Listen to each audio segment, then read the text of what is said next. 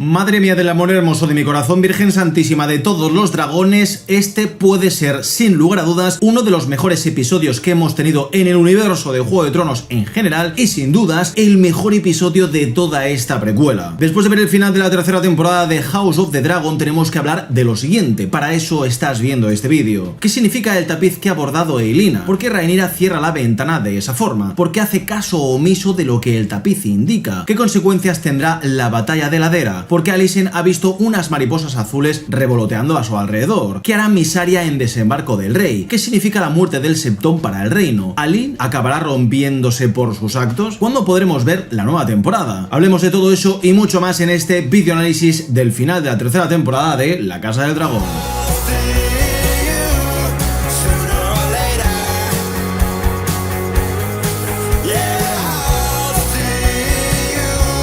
Muy bien, a vuestro maestro, ¿qué tal? ¿Cómo estáis? Espero que estéis bien, que estéis a gusto y que estéis preparados para mi análisis del final de temporada de House of the Dragon titulado Las traiciones en Ladera. Un capítulo final apoteósico que sin dudas deja la historia previa a Juego de Tronos en uno de los puntos más críticos en lo que es la previa de su final. Antes de entrar en materia con el análisis tenemos que recordar que hasta donde sabemos la siguiente temporada ya tiene fecha de estreno prevista para el 2028. Así se anunció hace unos meses. Consistirán en otra vez 8 episodios que darán punto y final a la historia de la Danza de los Dragones antes de los eventos que pudimos ver tanto en Juego de Tronos como en El Caballero de los Siete Reinos. Es una lástima que no se apueste por temporadas de 10 capítulos a día de hoy, porque es que realmente creo que la historia daba para eso. Pero bueno, tampoco me quejo porque desde detrás de las cámaras se nota el amor, la pasión y el ingenio que hay en cada episodio. Es que es enorme. De momento, para amenizar la espera, tenemos para el 2027 la segunda temporada del Caballero de los Siete Reinos que tenéis analizada en el canal en su primera temporada. Se especula que se estrene a mediados del 2027. Recientemente también se ha anunciado una película que va a adaptar la llegada de los Targaryen a Poniente en la era de Aegon I el Conquistador, que junto con sus dos hermanas, como sabéis, sometieron a los Siete Reinos y forjaron el Trono de Hierro. No sabemos todavía si será una película o una trilogía de películas, pero sería el salto de Juego de Tronos a la gran pantalla en un universo que sigue más vivo que nunca. Si eres nuevo y aún no estás suscrito, recuerda que puedes hacerlo porque además de todo lo que salga del universo de Juego de Tronos, aquí analizamos todo tipo de series, películas y animes. A los que estáis suscritos, como siempre, mil gracias por estar ahí en La Casa del Dragón y muchas otras series, películas y animes más. El episodio de esta semana se titula Las traiciones de Ladera, título que le viene genial a un episodio que ha tenido de todo: drama, épica, redención, simbolismos y evidentemente muchas traiciones, ya que más allá de las dos más evidentes, hemos tenido muchas más de las que piensas. A ver si en este vídeo consigo no equivocarme con algún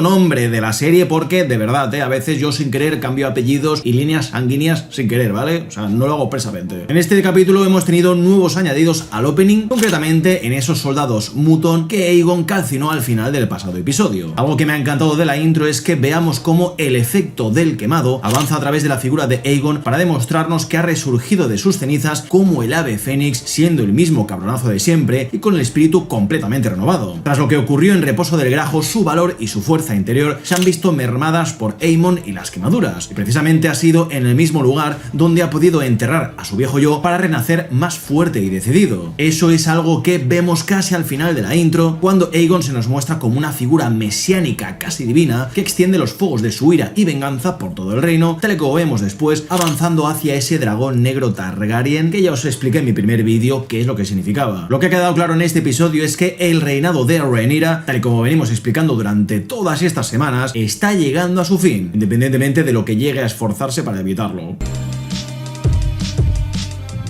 Despertando por la mañana abruptamente por el maestro Orwyle, Rhaenyra se entera de las malas noticias. Aegon está vivo y Fuego Sol no se estaba descomponiendo, sino que ha conseguido alzar el vuelo, convirtiéndose de nuevo en un oponente que pueda usurparle el trono a la Reina Negra con el apoyo de muchos de sus fieles y, como no, con el Septón Supremo. Rhaenyra está afectada. ¿Cómo no lo vas a hacer cuando has perdido tantísimo por el camino, te has esforzado una barbaridad y has tenido que lidiar con 1001 problemas constantemente? Es aquí donde la figura de un compañero fiel y sobre todo determinante es la clave. porque si cualquier otro hubiese estado en esa habitación, la cosa habría ido de otra forma sin dudarlo. Daemon, quien en este episodio se ha coronado como uno de los mejores personajes de la temporada, le ha recordado a Rhaenyra quién es. La sangre del dragón está en ella, esa es la fuerza divina personificada. Ella es la reina cuyo poder debe ser usado para mantener su posición y no para sentar una amenaza. Es que a veces en la hora más oscura quien está a tu lado es quien marca la diferencia. Todos sabemos que la metodología de Daemon no es la más apropiada en una situación tan delicada como esta, pero es que la de Rhaenyra no ha surtido efecto hasta ahora y todo se derrumba independientemente de los esfuerzos que haga. Por eso la clave aquí es la del equilibrio, la de demostrar fuerza pero con el máximo sentido común posible. El problema está, como siempre, en el caos y sobre todo los imprevistos de la vida. Me encanta esta escena por cómo Daemon se mantiene en el centro de la luz, que es lo que Rhaenyra necesita desesperadamente, alguien que le ilumine el camino, porque para ella su padre es el culpable de todo esto. La profecía de Aegon, el peligro del invierno eterno, la misión de evitar que el reino termine congelado y en la más absoluta oscuridad es el causante de todo esto. Me gusta que aquí exista frustración, porque es que es imposible mantenerse cuerdo en una posición tan crítica como la de Rhaenyra. Desde el punto de vista de Daemon todo es mucho más fácil, él no tiene nada que perder porque es que él nunca ha sido un pretendiente al trono real. El poder de la corona nunca ha sido algo que le haya importado demasiado. Sabemos que todas esas discusiones con Viserys, todos esos berrinches que podían considerarse una ofensa a la corona, no eran más que llamadas de atención a su hermano y sobre todo para mantener la casa Targaryen en la cúspide que se merece. Daemon asume su papel en todo esto y sabe que Rhaenyra necesita toda la fuerza mental posible para salir adelante. Si tiene o no un amante es indiferente, el amor no es lo más importante en este punto, es el poder y lo que haces para mantenerlo. Por eso Daemon marca la diferencia, porque es que Rhaenyra necesita una bofetada de realidad y sobre todo de moralidad, dándose cuenta de que Daemon siempre ha estado ahí y siempre le ha sido fiel para mantener su poder en el trono de hierro. Por otro lado, es muy necesario tener un poco de tacto en torno a las posibles víctimas de toda esta guerra. Hay una imagen que hay que mantener y el trato que debes darles a los que no han podido decidir nada de esto tiene que ser el mejor posible. Pero la vida, como te decía antes, amigo mío, tiene planes que nunca puedes esperarte. Esta nueva Rhaenyra no ha dado un giro de 180 grados repentino. Ha sido un cambio completamente natural y orgánico después de haber estado todo este tiempo conteniéndose por hacer lo correcto y cumplir con la promesa que le hizo a su padre. De verdad, Emma Darcy y Matt Smith me flipan en esta temporada. No solo por la buena química que tienen los dos actores en cada una de las escenas, sino por esos pequeños gestos y miradas en cada plano. El momento de Rhaenyra pasando del llanto a la determinación, o este otro donde le pide a Daemon que no la deje como a un monstruo en la batalla de la Ladera, son espectaculares. Pero este otro con Daemon medio sonriendo de placer al tener el permiso y la libertad de ir a la batalla en la que tanto desea participar, son esa clase de cosas que me dan años de vida y que nos confirman el gran elenco actoral que tiene la serie. Daemon está deseoso de dracanear en la Ladera y Rhaenyra está hasta el toto del dragón de tener que ser paciente mientras sus enemigos mueven fichas sin que nadie les pueda parar los pies. Lo que pasa es que los problemas están tanto dentro como fuera de los muros. En un encuentro fugaz pero intenso con Baela, Rhaenyra tiene que tener la paciencia suficiente para no partirle la cara a una niñata insolente que, además de haberse morreado y no sabemos si también ha hecho el delicioso con su primo, le suelta a la reina que utiliza a las personas hasta que no son útiles y entonces va y las abandona. Mira, yo lo siento mucho, pero por mucho que entienda la posición de Baela y su punto de vista, me sigue pareciendo una niñata ingrata. Por su culpa, Jace se fue al gaznate y se murió, porque ella en ningún momento se opuso a la decisión de Jace, aunque como sepamos, hiciese lo que hiciese iba a ser castigada. Lo digo porque si ayudaba a Jace, ella era culpable de darle alas, y si no la acompañaba, pues habría sido también la mala por no intentar evitar por todos los medios que Jace se fuese allí. Pero bueno, qué razón no le falta a Rhaenyra cuando después de no sé cuánto tiempo y encima solamente buscando a un dragón, ni Baela ni Adam hayan encontrado a la vieja de Vhagar ni hayan podido corroborar como Dios manda la muerte de Fuego Sol. Digo yo que un dragón pocho de un ala puede verse volar a la perfección donde sea, pero bueno, Poniente es enorme y entiendo que a veces hay cosas que son difíciles de ver, pero hostia, vaya panda de inútiles. Es de ser inútiles,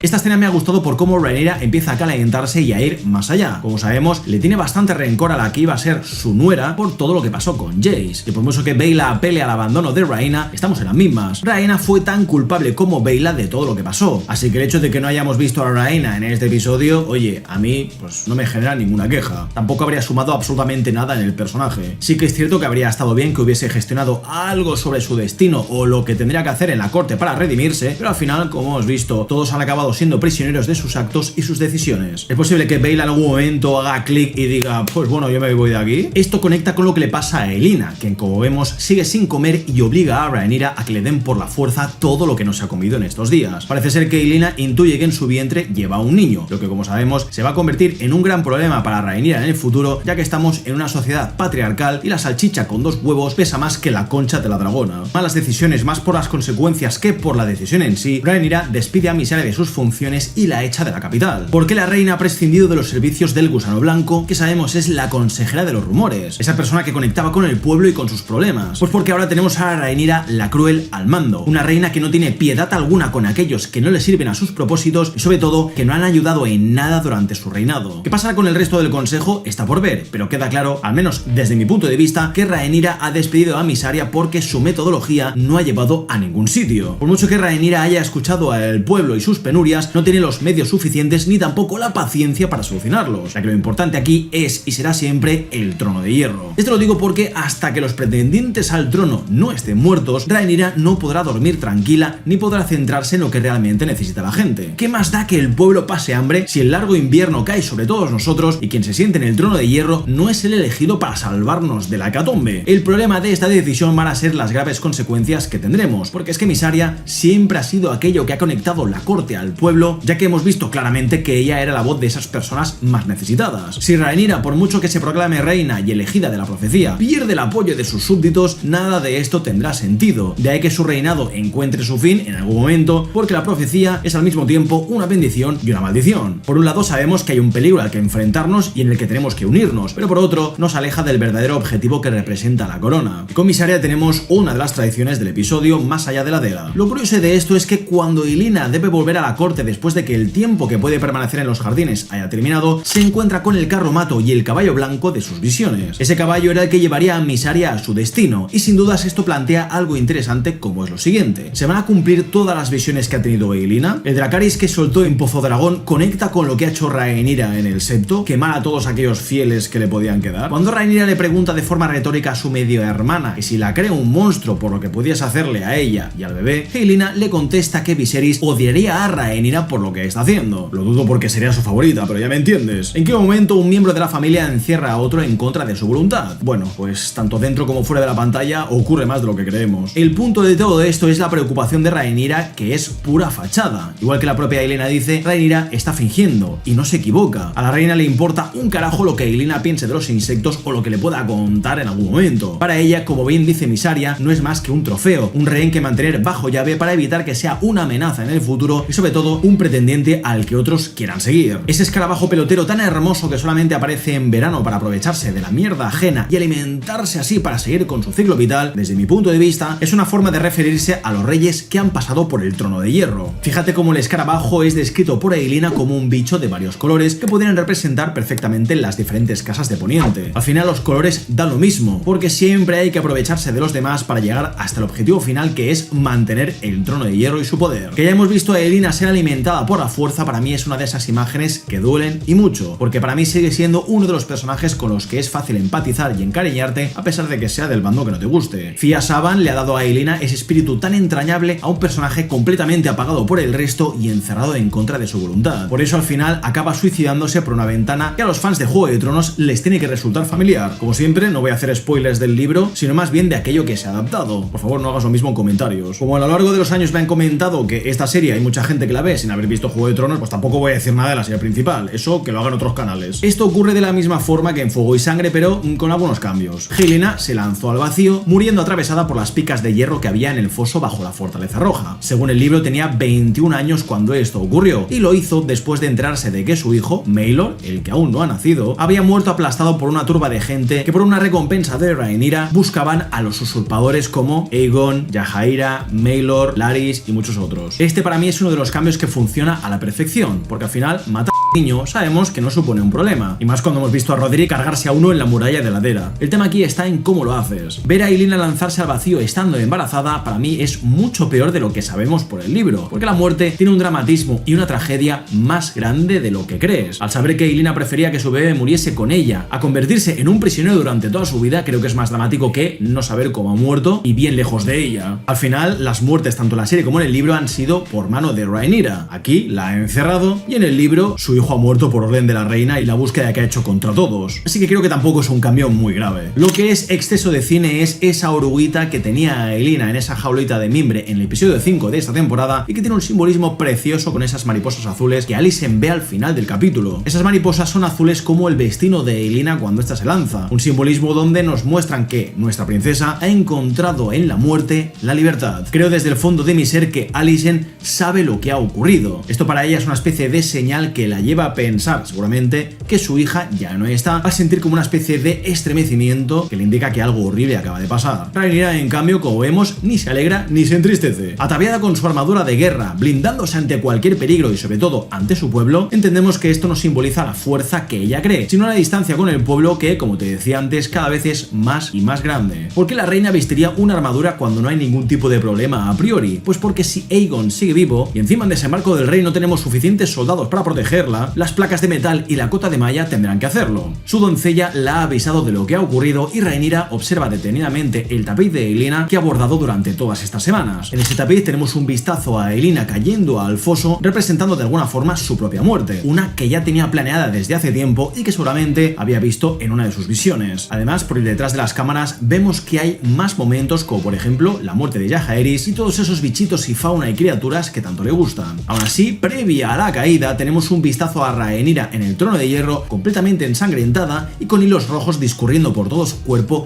y todas las espadas. Elina ya sabía que esto iba a ocurrir, sabía que el reinado de Rhaenyra estaría sobre un charco de sangre, que es algo que ya vimos en la muerte de Otto y esas pisadas al trono de hierro. También lo hemos visto en todas las decisiones que ha tomado, siendo esta sin lugar a dudas la que va a terminar con todo lo que ha estado construyendo con tanto esfuerzo. Rhaenyra no parece estar muy afectada por todo esto, aunque sepa que su media hermana era una soñadora y que tenía visiones que podían ser proféticas. Para mí, cerrar la ventana de esta forma es que todo lo que ha ocurrido le importa bien poco, porque ella está por encima de esas visiones y de los dioses. Para mí esto sienta un precedente en un nuevo camino donde ya no es la reina que todos conocíamos, sino más bien una que acaba de hacer un check en la lista de enemigos y preocupaciones. Tú piénsalo bien, Helaena era un problema porque no comía, le hacía perder el tiempo a la reina y requería de varios guardias que tenían que vigilarla y escoltarla. Encima, su hijo nonato podría llegar a convertirse en un futuro peligro para el trono, amasando, como no, algún tipo de seguidor. Así que en el fondo, Helaena le ha hecho un favor tirándose por la ventana. Cuando la gente vea que Helaena se ha suicidado y que todo es por culpa de Rhaenyra, es cuando las cosas van a empeorar mucho más de lo que están haciendo. Y esto lo digo por la escena del Septón Supremo. Cuando Rhaenyra visita al Septón Supremo para que la convierta en reina a ojos de todos, ella le ordena a Alicent que se lo cargue por traidor, porque es que se niega a hacer lo que ha hecho con Aegon. Como el Septón se ha enterado, igual que todos, de que Aegon sigue vivo, su llegada es una confirmación de que los dioses ya han tomado una decisión respecto a quién se merece sentarse en el trono de hierro. No niego que, como ya os dije, este hombre olía a sexismo y a machismo a la legua, pero tampoco era necesario el acero, porque esto va a traer una cantidad de problemas que te cagas. Perder el apoyo de la iglesia como reina va a generar una serie de problemas que no serán de fácil solución si es que la tienen. Esto lo digo no solo por la iglesia en sí, sino por los fieles, que van a ver este acto como un pecado irredimible por el que el Rhaenyra tiene que pagar. La corona no está por encima de los dioses, y si los dioses de Valyria están tan por encima de todo esto, todo este trámite no ha servido para nada más que para avivar el fuego de la rebelión. Esto lo digo porque Rhaenyra ha dado un discurso ante el pueblo sobre la profecía y cómo ella es la elegida, y la gente que estaba ahí no estaba entendiendo absolutamente nada. Así que para mí toda esta construcción hacia la caída del reinado de Rhaenyra es cine absoluto. A pesar de que no quiera que todo se gire contra nuestra reina.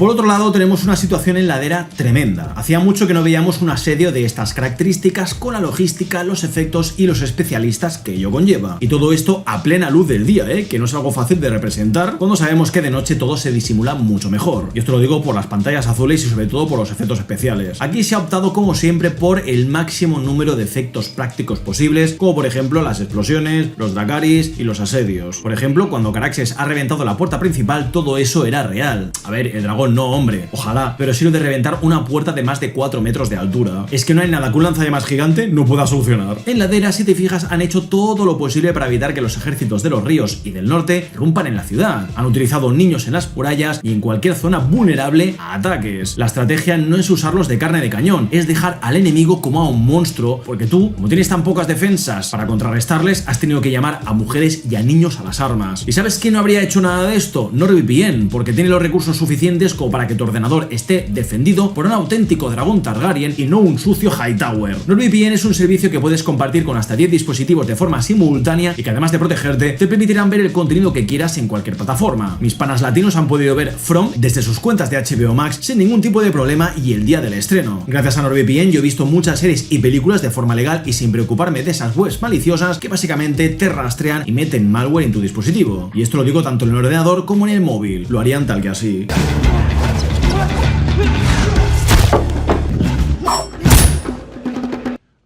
I don't know.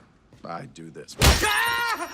Usando el código maestro desde el link que te dejo en la descripción te llevas 4 meses gratis en tu plan anual con 30 días de devolución en caso de que no te convenza el servicio. Simplemente clicas en el link, le das a conseguir la oferta, seleccionas el plan que mejor te convenga, aunque creo que con el completo ya estás cubierto, y listo. Descargas desde su web la aplicación para tu ordenador o desde la Store de Android o Apple para tu móvil y una vez descargada creas una cuenta completamente gratis, le das a conectarte y NordVPN siempre utilizará los servicios más rápidos de tu país. Y ya está, puedes navegar por internet de forma segura sin preocuparte de nada. Como siempre, gracias a NordVPN por sus servicios y su protección, algo que a Ladera le habría venido genial. En Ladera tenemos a un Daemon desatado y a un Wayne que ha demostrado lo que es, un hombre diplomático demasiado temeroso de morir por nada. Y es que creo que el problema de Wayne es esto mismo, no tener fe en ningún plan ni en nadie, porque es que tal y como vemos en la conversación con Daeron, tras su fracaso en la negociación con Daemon, Wayne demuestra que es un hombre que no quiere morir por nada. Pero es que creo que el problema es ese, que considera que todo aquello que no es una visión es la nada misma, porque es que Daeron solamente pretendía ayudar a los suyos y Ormund solamente quería permanecer fuerte ante la adversidad. Por mucho que Wayne y su oferta de dividir el reino en dos para Daeron y Rhaenyra tuviese toda la lógica del mundo, eso no es más que un idealismo en un futuro que jamás va a ocurrir. Por mucho que antes de la llegada de los Targaryen el reino tuviese sus reinos independientes, con los dragones todo cambió. Y para mí ese es uno de los grandes mensajes de la serie, los dragones lo cambiaron todo y ahora nada más importa que su voluntad. Por eso Daemon sonríe ante la propuesta de Wayne y el razonamiento de Corlys, porque es que la paz por la paz conlleva unas consecuencias que a la larga se van a volver en tu contra. Ninguno de los reyes, señores o soldados que habitan Poniente desean la paz verdadera, porque su sistema político, sus tradiciones y sobre todo su ideología los van a separar para siempre con un trono de hierro que es el asiento más codiciado de la historia y también creado por los Targaryen. Bueno, es que al final si lo piensas bien el problema son los Targaryen. Como sabemos, ellos llegaron, lo quemaron todo y luego reinaron. Por eso mismo ahora no deja de haber crisis, batallas y muertes. Pero bueno, para mí los dragones no son más que un extra, una forma de que veamos cómo, si no fuesen los dragones, sería el orgullo de los hombres, la ambición o el honor. Porque es que incluso antes de los Targaryen había guerras, hambruna y conflicto. Los dragones lo único que han hecho han sido acelerar el proceso de muchas cosas. Pobrecitos, no tienen culpa de nada. Corlys sabemos que ha perdido demasiado como para seguir perdiendo mucho más y es un hombre que busca la paz encontrando en esa propuesta de Wayne la lógica que podría contentarlos a todos. Pero es que las heridas son tan profundas y tan viejas que nadie es capaz de pensar en que en algún momento Daeron podrá reunir a un ejército en Antigua con su dragona azul, Tessarion, y atacar tanto Desembarco del Rey como las Tierras de la Corona como está ocurriendo ahora. Después de todo lo que ha hecho Ormund en Desembarco del Rey y de haber matado a los capas doradas que eran sus compañeros, ¿tú te crees que Daemon se va a chantar? Ni de coña. Como hemos visto, por mucho que intentes hacer las cosas bien, el deseo y la ambición de los hombres siempre acaban haciendo mella. Por eso Daemon es el príncipe canalla y la representación perfecta del espíritu Targaryen, porque para él cualquier promesa no es más que un saco lleno de palabras vacías. Si no quemas la mala hierba de raíz, acabará brotando de nuevo, pero sobre todo, ese espíritu insaciable tan característico de su familia, donde aquello que ves debe ser tuyo, es lo que impide estar en paz por ansiar la sangre de tus enemigos. Es lo mismo que pasa con Roderick, que a pesar de la oferta de Wayne únicamente ve debilidad en sus actos y palabras porque es que su vida depende de la guerra y de nada más, independientemente de qué o quién lo haya provocado. Mientras, Ormund, en un acto desesperado por acelerar el proceso de muchas cosas, nombra caballero a Daeron antes de ser rey como una forma de completar su formación, sus títulos y sus responsabilidades. Esta escena me parece brillante porque, si te fijas, mientras Ormund recita el juramento de la caballería, tenemos a un vistazo a la ciudad de Ladera que no está siendo protegida, ni cuidada, ni resguardada de nada ni nadie. La ciudad está siendo utilizada vilmente por los intereses de los Hightower, que afirman ser la luz que ilumina el camino y no son más que otra casa poderosa que se aprovecha de los débiles para cumplir con sus propios objetivos. Muchos centran sus miradas en Rhaenyra, pero aquí hay que recordar que ella no es la única regente egoísta que usa al pueblo y a cualquiera que haga falta para sus sus propios intereses. Como vemos, a Ormund los ciudadanos de Ladera se la bufan. Prueba de ello es el utilizar a todos los niños posibles para que los villanos de esta historia sean los Targaryen negros y no los verdes. El gran problema de Ormund es que no sabe leer a las personas, de que si hubiese intentado conocer un poquito más a Ulf y no solo ver el tamaño y utilidad de su dragón, habría evitado mucha frustración y enfado al ver cómo este no se presentaba a su puesto para diezmar a las tropas de los ríos. Y esto me lleva a hablar de la batalla, que ha sido a nivel logístico espectacular. Los lobos del invierno, que tenemos que recordar son hombres viejos del norte que ya lo único que tienen en la vida es morir en una batalla, son de diferentes casas del norte. Es ese ejército que pudo unir Lord Cregan Stark para mantener así el norte del peligro más allá del muro. Acuérdate que Cregan Stark es el líder de la casa Stark y con quien se reunió Jace en el primer capítulo de la segunda temporada. Como vemos, los viejales pueden cruzar las líneas enemigas como esa carne de cañón que ansía la muerte y la guerra sin importarle dónde ni cuándo van a morir. La idea aquí es concentrar el ataque en uno de los flancos de la ciudad para dejar completamente expuesta una entrada del noroeste que sea presa fácil de quien llegue por ahí. Daemon, por otro lado, revienta la puerta principal por donde entrará otro grosso del ejército y se reunirá con los lobos del invierno. Como sabemos por lo que hemos visto en la trama de Ormund, la ciudad no estaba preparada para aguantar un asedio y menos cuando los recursos de defensa que tienen son tan escasos. No niego que los viejales del norte han sabido luchar como auténticos lobos y locos que han cumplido con la promesa que le hizo Cregan a Jace. Rickon repartiendo estopa para mí ha sido todo un espectáculo. O sea, Tommy Flanagan es un actor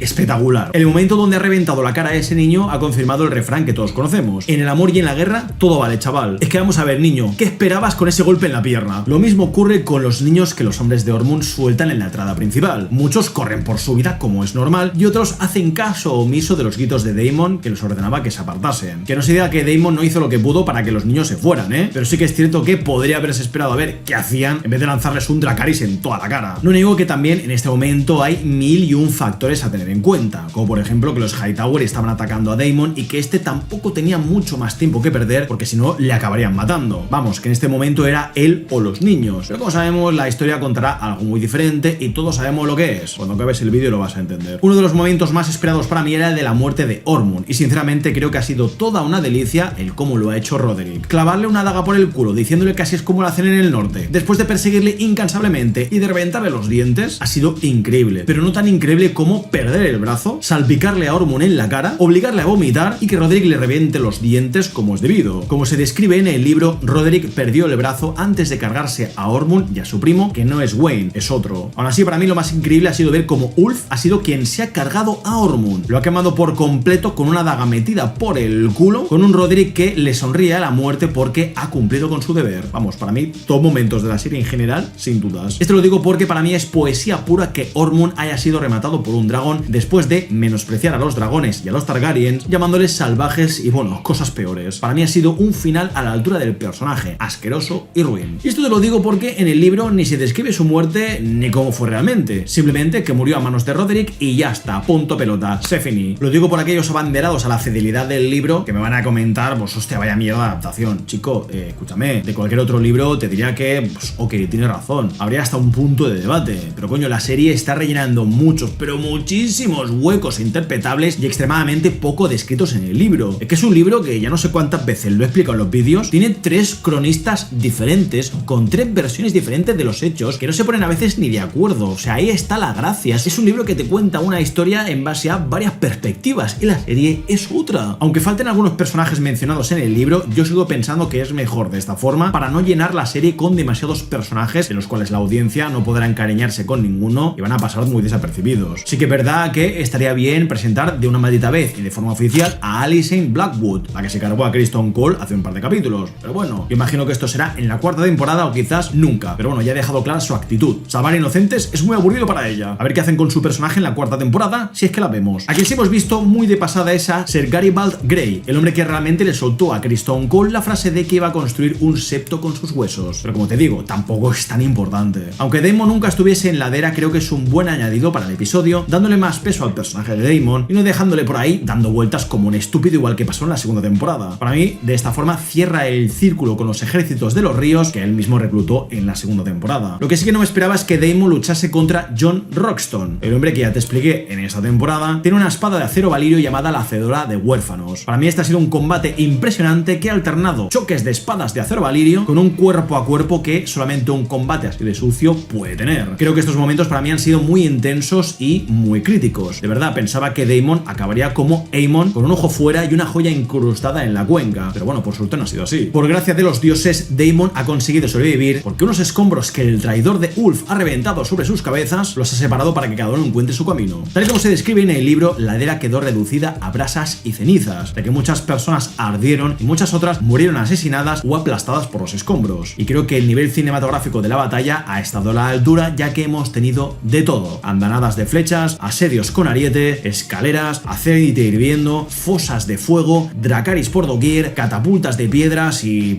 madre mía, muchos otros detalles más. Aún así, yo aquí nunca entenderé cómo funciona realmente el tema de los dragones, porque, yo que sé, Caraxes sigue a Daemon a las puertas de la ciudad y hace lo que él le ordena, pero luego cuando Ulf cae sobre todos con ala de plata, la lagartija roja, ¿dónde estaba? No ha habido ni un puto músculo. Solamente es en ese momento final cuando realmente Caraxes persigue a Ulf ahí en modo bronca, como si le dijese: pero brother, ¿qué has hecho? Daeron y Wayne, por otro lado, acaban golpeados por un Dracarys de Ulf y no sabemos si el rey audaz ha sobrevivido porque ni siquiera enfocan el cuerpo de Daeron. Pero bueno, como sabemos por esta serie y cualquier historia, si no hay cuerpo, no hay muerte. Como bien escuchamos en la negociación con Daemon, Aegon sigue vivo, así que el hecho de que Daeron haya sido nombrado rey por Ormund no hace más que complicar las cosas, ya que añade otra pieza en el tablero que enfrentará a dos hermanos contra la reina regente. El Daeron de la serie es bastante parecido al del libro, quizás en la serie tiene un poco más de honorabilidad. Ya veremos si esto le acaba costando la vida o le procura un ejército digno. Del resto, no tengo quejas. Creo que ver a Daemon sufrir, sangrar y ser golpeado por su reina va a ser clave cuando vuelva a Desembarco del Rey, especialmente porque ha visto a una de las semillas del dragón haciendo cositas raras. Este capítulo ha sacado de los libros la misma situación con Ulf: dormirse antes de la batalla en un momento del tiempo que no voy a mencionar ni a explicar porque, como te he dicho antes, no hago spoilers del libro más allá de lo que hemos visto, pero esto no ocurre en la batalla de la ladera. Aún así, quieras o no, me ha parecido un momentazo que representa a la perfección lo que han sido y serán siempre las semillas del dragón: ciudadanos y paletos sin preparación que no distan mucho de la nobleza Targaryen. Sí, sé que se contradice esto, pero ya me entiendes. Esto lo digo porque, aunque sí que es cierto que los Targaryen con sus dragones no han demostrado ser mejores que las semillas, aquí la única diferencia que hay es el honor, que cuando más lo necesitas brilla por su ausencia. Aquí vemos como Ulf arremete contra Daemon y su persona en una taberna de ladera, afirmando que será él quien se lo cargue porque, como sabemos, le maltrató en Desembarco del Rey. El tío está muy crecidito porque, como ahora mismo es la gallina más grande del gallinero, nadie puede negarle y decirle nada. Tiene más privilegios que nadie, y ahí es cuando el que es un desgraciado brilla más para mal. Lo que pasa es que, como vemos, después de no presentarse a la batalla y de que Ormund lo buscase por toda la ciudad, Ulf es encontrado en una letrina, dormido y con resaca. Grande representación de lo que es este hombre. Al final, el problema no es el dragón, sino más bien su jinete, y esto da igual cuando lo digas, que siempre será lo mismo. Como vemos, Ulf revienta a las tropas de los ríos tal y como tenía planeado Ormund, pero ha sido tan grande la humillación y el maltrato que ha sufrido por parte de los Hightower que ha dicho: mira, a la mierda, quemo toda la ciudad, haya o no inocentes. Esto es un contratiempo para los negros porque básicamente nadie sabe de la traición de Ulf, únicamente Ormund y algunos de los verdes. De cara a la galería, todos han visto que un dragón al servicio de Rhaenyra ha quemado la ladera, con todas las personas inocentes que vivían en ella, al igual que los enemigos que la habían tomado. Ahí había mujeres y niños inocentes, Así que por mucho que Daemon y otros testigos afirmen que Ulf les había traicionado, aquí las víctimas son las que tienen la razón. Y esto lo digo por la secuencia de Daemon levantándose del combate contra Jon Roxton, que nos sirve para echar un vistazo al panorama de destrucción y de muerte. Un dragón, como sabemos, inclina la balanza enormemente hacia el lado al que pertenece, y en este caso, el hastío de Ulf es tan grande que le da bastante igual si el que está delante suyo es amigo o enemigo, acabará quemado igualmente. No niego que para el personaje esto ha sido súper divertido, pero para Daemon y los ejércitos de los ríos, y también para los verdes, ha sido un desastre. Que Daemon haya estado en la ladera para mí tiene todo el sentido del mundo por lo que ha pasado con Hugh. Como ordena la propia Rhaenyra, Hugh tiene que quedarse en Desembarco del Rey vigilando la ciudad en caso de que algún otro dragón surque los cielos a la Fortaleza Roja. Pero como hemos visto, Hugh ha hecho caso omiso de las órdenes y ha llegado a la ladera con Vermithor para descabalgar, correr con un martillo a la ciudad, buscar a su mujer y encontrarse muerta en casa de su cuñado para gritar de dolor y de pérdida, plantando para mí las semillas de una futura traición o independencia. Esto lo digo porque hasta ahora Hugh hacía todo esto por su familia, pero su hija sabemos que murió en la segunda temporada y ahora ha muerto su mujer. Es posible que culpe de ello a los soldados de los ríos o quizás a los verdes, pero para mí claramente el camino se divide en tres posibilidades. Una, por culpa de ser jinete de dragón he perdido a mi esposa y por lo tanto no quiero luchar con nadie ni contra nadie, voy por mi propio camino. 2. Por culpa de los verdes ha muerto mi esposa, así que por lo tanto voy a luchar contra Rhaenyra hasta el final. 3. Mi familia ha muerto y Rhaenyra y Daemon me echan un sermón de por qué no he cumplido con mi deber en vez de empatizar con mi dolor, así que me uno a Ulf en esta cruzada y traición contra los negros, porque claramente servir a un señor implica sufrimiento y responsabilidades que no llevan a nada. Aquí nos queda claro que los 6 dragones de Rhaenyra han sido reducidos a 2, porque Ulf ya no está de su lado, Vermithor está en la cuerda floja, Baela ha remetido contra la reina y bueno, no tiene su confianza al 100%. Rhaena está sola y roba ovejas, está herido en el valle, dudo mucho que pueda volar en mucho tiempo. Y Adam nos ha demostrado en esta escena con su hermano que no está muy a favor de la reina ni de que su padre esté prisionero en la ladera sin que la reina haga nada por él después de todo lo que ha sacrificado. Así que su dragón para mí también está de ese lado de las dudas. El único que ha demostrado ser honorable y servicial con la reina es Alicent, que por otro lado hemos visto que ha escoltado a los soldados Velaryon hasta desembarco del rey, asumiendo su responsabilidad como hijo mayor a pesar de ser un bastardo. Me sorprende que lo hayan aceptado sin más y sin discusión, pero ya veremos a dónde va todo esto porque Alicent, como hemos visto, ha matado por orden de la reina al Septón Supremo, siendo quizás esa la línea roja que tenía que cruzar para darse cuenta de la realidad. ¿Y por qué digo todo esto? Porque es que es posible que incluso a pesar de traer soldados Velaryon, de comandarlos y de escoltarlos hasta el Septón para acabar matándolo él mismo, la reina no tiene pinta de que legitime su apellido en estos momentos. Ya claro, el Septón Supremo es como si fuese el Papa de Poniente, ¿eh? Así que para mí el bloque de los bastardos y dragones al servicio de Rhaenyra tiene pinta de que va a acabar peor de lo que uno podría esperar, porque es que si después de todo lo que ha sacrificado Alicent, la reina sigue sin legitimarle, oye,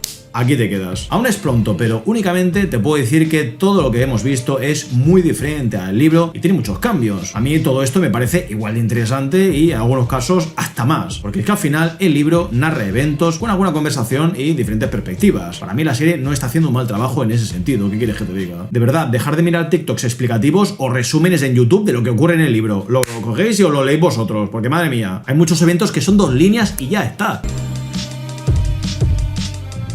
Quien me ha sorprendido gratamente ha sido Aegon apareciendo en Harrenhal para encontrarse con un Aemon que ha sufrido el mismo destino que Daemon en la segunda temporada. En el libro, Aemon llega a Harrenhal y toma a Alice como su concubina de una forma bastante parecida a la serie, salvo que en la serie han decidido echarle gelatina espesa a su trama y volverla bastante cansina a la par que bastante estancada. No digo que me gusta este Aemon, ¿vale? O sea, creo que es interesante que veamos cómo sin su dragona ha sufrido una crisis como no tenía desde que era un niño y sufría maltrato por parte de su hermano. Pero joder, aquí podríamos haber movido un poquito las cosas, ¿vale? Podríamos haber ido a buscar a Vhagar o podríamos haber salido un poco del castillo. En cambio hemos tenido suma lore interesante, como por ejemplo Alice Ríos y su pasado. Aquí nos confirman definitivamente que sí, tiene más de 100 años. En el libro, varios de los cronistas mencionados afirman que Alice era mucho más mayor de lo que aparentaba. Nunca conoció a su madre o a su padre, ya que era una bastarda. Se dice que era la nodriza de Harrenhal y que amamantó a innumerables neonatos de otras mujeres del castillo y nadie podía confirmar todo esto que te he explicado. Únicamente